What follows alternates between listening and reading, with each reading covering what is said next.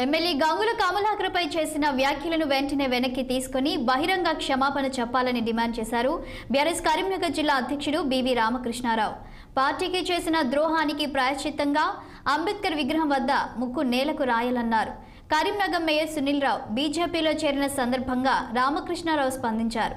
ఒకరు పార్టీని వీడినంత మాత్రాన బీఆర్ఎస్ కు ఒరిగిందేమీ లేదన్నారు. కరీంనగర్ రాజకీయాల్లో సునీల్ రావు ఒక జోకర్ అన్న బీవీ సునీల్ రావు ఒక నాగపాము లాంటి వాడన్నారు.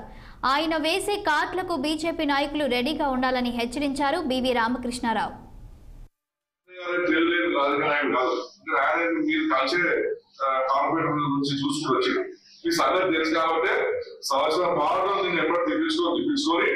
ఇవాళ నీ 10 కాలంగా ముగించిన రోజు ఒకటే రోజు ముందు నేను పార్టీలో చేంజ్ చేసుకున్నాను. ఎందుకంటే ఆయన అధికారంలో మీరు అధికారంలో ఉన్నప్పుడు మీ మరకలన్నీ ఆయన నడతాయి కాబట్టి మీ అధికారం పోయే ఒక రోజు ముందు మాత్రమే వారు నీకు 10 అడబెట్టాడు. నేను చెప్తున్నాను వాళ్ళ సుందర గారు, ఇవాళ కరీంనగర్ రాజకీయాల్లో మీరు పెద్ద జోకర్.